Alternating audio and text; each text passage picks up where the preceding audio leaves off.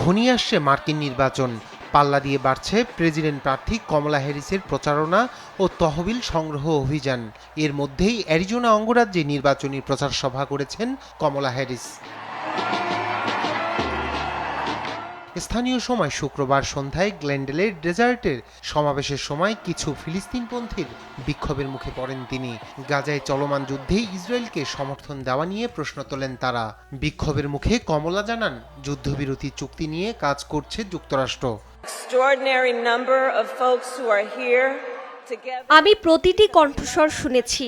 সবার উদ্দেশ্যে পরিষ্কার করে বলতে চাই, এখন সময় এসেছে যুদ্ধবিরতি চুক্তি করার এবং জিম্মি চুক্তিটি সম্পন্ন করার। রাষ্ট্রপতি এবং আমি সেই যুদ্ধবিরতি চুক্তিটি সম্পন্ন করতে এবং জিম্মিদের ফিরিয়ে আনার জন্য 24 ঘন্টা কাজ করছি। তবে এখন আমরা এখানে 2024 সালের প্রেসিডেন্ট নির্বাচন নিয়ে কথা বলতে এসেছি।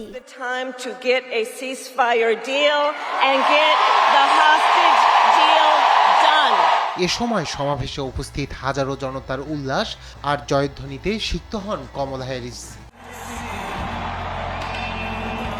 এদিকে শুক্রবার পশ্চিমাঞ্চলে নির্বাচনী প্রচারে গিয়েছিলেন রিপাবলিকান প্রার্থী ও সাবেক মার্কিন প্রেসিডেন্ট ডোনাল্ড ট্রাম্প। মন্টানা অঙ্গরাজ্যের বোজেম্যানে একটি সমাবেশে কমলার তীব্র সমালোচনা করেন তিনি।